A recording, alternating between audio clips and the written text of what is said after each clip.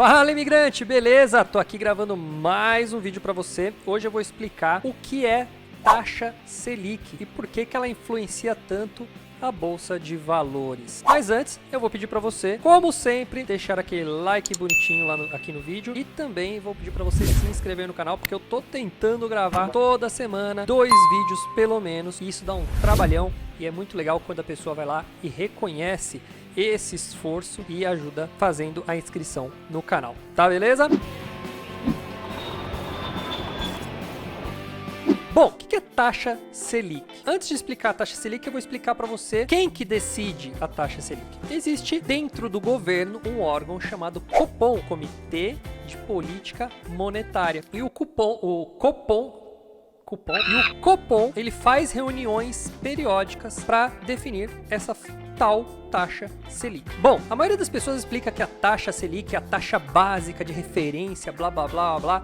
Eu vou explicar de um jeito um pouco mais simples, sem muito economês, para ficar mais fácil de você entender. Vamos entender primeiro como funciona um banco, né? Um banco, você vai lá e pega dinheiro emprestado. Quando você pega dinheiro emprestado, você vai pagar juros para o banco por pegar esse dinheiro emprestado do banco. E quando você, por exemplo, tem um dinheiro guardado e você vai investir esse dinheiro, por exemplo, em qualquer investimento, pode ser uma própria poupança ou um CDB ou qualquer coisa que é taxa renda fixa, também o banco ou aquela instituição financeira, ela te paga uma espécie de juros, uma espécie de recompensa por você estar colocando aquele dinheiro lá. É assim que funciona um banco, uma instituição financeira. Ou você pega dinheiro emprestado e paga juros, ou você empresta para esse banco, para essa instituição financeira e recebe uma espécie de juros, um retorno monetário em cima daquilo que você está emprestando. Deu para entender até aí? Beleza. Então, imagina o seguinte, o banco, quando ele capta seu dinheiro, ele paga uma porcentagem. E quando ele empresta dinheiro para você, ele cobra uma porcentagem maior ainda. Então, vamos entender que no Brasil, todo dia tem gente colocando dinheiro no banco e todo dia tem gente pedindo dinheiro emprestado pro banco, certo? A gente tem vários bancos no Brasil, tem concorrência, então tem Itaú, tem Bradesco, tem Santander, e cada um tem sua taxa de juros, tanto para beneficiar o cara que está investindo aquele dinheiro lá dentro, como para cobrar do cara que está pedindo dinheiro emprestado dele. Então, eles estão sempre utilizando a taxa de juros, tanto para entregar o dinheiro como para pegar o dinheiro emprestado, ok? Agora, vamos entender que o governo brasileiro também é uma espécie de banco. Por quê?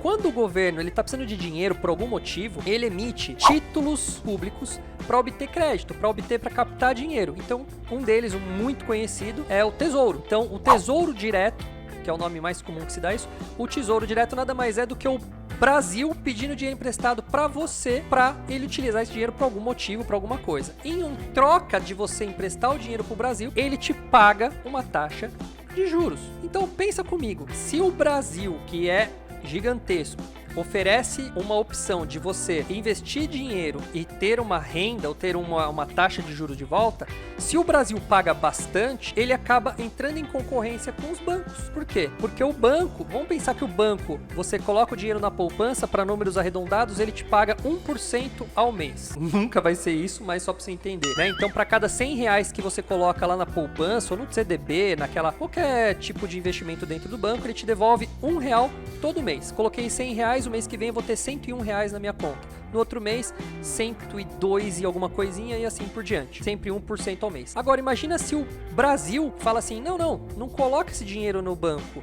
Compra um título aqui do Tesouro que você vai me dar 100 reais e eu vou te devolver, ou todo mês eu vou te retribuir com 2%, o dobro, por exemplo. Ninguém mais vai querer depositar o seu dinheiro no banco. Todo mundo vai recorrer a taxa maior que o Brasil está pagando. Então, a taxa Selic é uma espécie de referência para os bancos, para quanto eles vão cobrar de cada um nas suas formas de captar dinheiro, né? E também na hora de emprestar o dinheiro para a pessoa, né? Então, a gente sempre quer pegar emprestado do banco que cobra menos juros e a gente quer investir nas opções que pagam mais juros. Essa é a lógica do mercado. Quando o Brasil entra no meio fazendo essa oferta de dar um juro alto para você, você acaba indo para o Brasil, né? Você acaba emprestando esse dinheiro para o Tesouro Nacional e o banco fica ali chupando o dedo, né? Então, o Brasil é uma espécie de concorrente dos bancos aqui, e essa é uma ferramenta que ele usa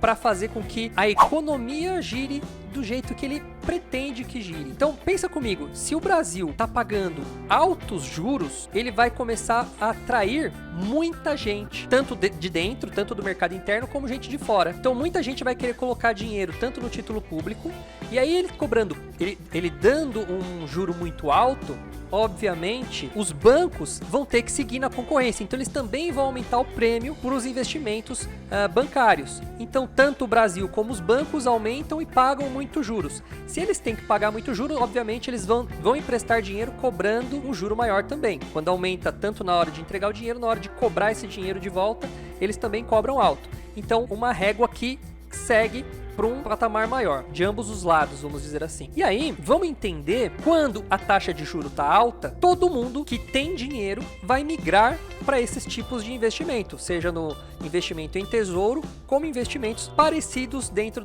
do sistema financeiro, do sistema bancário, né? Então é para lá que as pessoas vão recorrer e vão aplicar o seu dinheiro. Então, o governo usa a taxa Selic é esse juro que ele vai dar nos seus títulos que ele vai emitir, né? Ou seja, para captar dinheiro. Quanto mais alta a taxa, mais investimento ele capta, só que em contrapartida, para você obter crédito bancário, para você pegar dinheiro emprestado, também fica mais caro, porque os bancos também vão aumentar as taxas dele, então o juro, quando você for pagar o juro, ele é muito mais alto. Então isso faz a economia dar uma retraída.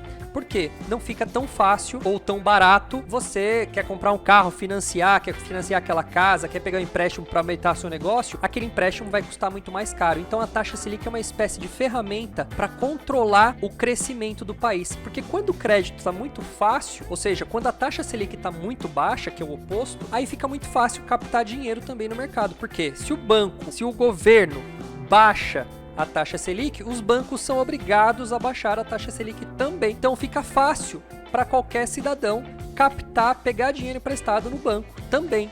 Tanto não fica interessante colocar o dinheiro, mas fica interessante obter dinheiro do banco. Fica barato pegar empréstimo. E o Brasil gira. E aí a economia anda. Então o governo usa meio que a taxa Selic para controlar essa balança entre captação de dinheiro, investimento de dinheiro e rolagem do dinheiro, né? E giro do dinheiro, tá? É mais ou menos isso que funciona.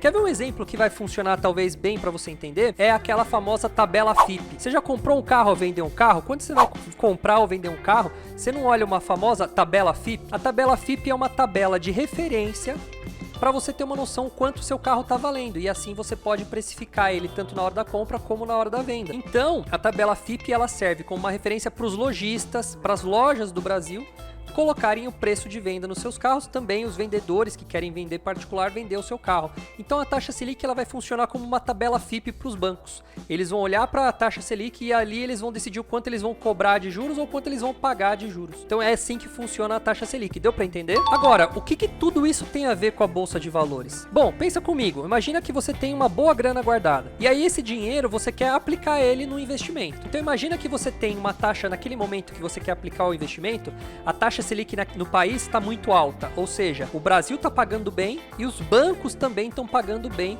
para quem investir neles. Então, vale muito a pena eu pegar meu dinheiro e migrar para esse tipo de investimento que eu sei que ele vai rentabilizar muito bem. Então, eu tenho duas opções. Eu tenho a opção de deixar esse dinheiro numa renda variável, como Bolsa de Valores, ou aplicar nessas rendas fixas que estão com uma alta segurança e também uma relativa alta rentabilidade. Agora, quando a taxa Selic cai, isso aconteceu lá em março, já vem caindo desde o ano retrasado, mas em março, abril, a taxa chegou a seu recorde mínimo, perto de 2% ao ano. Quando a taxa Selic foi lá embaixo, o que aconteceu?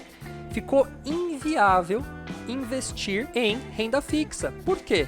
Porque o banco não dava quase nenhuma recompensa para o dinheiro que você guardava lá nele. O Brasil também, o Tesouro, né? O Brasil não pagava boas recompensas para quem emprestasse dinheiro para ele. Então, com a taxa Selic baixa, existe uma migração de pessoas para renda variável, para Bolsa de Valores. E olha que louco, foi só a taxa Selic baixar que a gente bateu o recorde em cadastros de pessoas físicas na Bolsa de Valores. Ou seja, foi inversamente proporcional.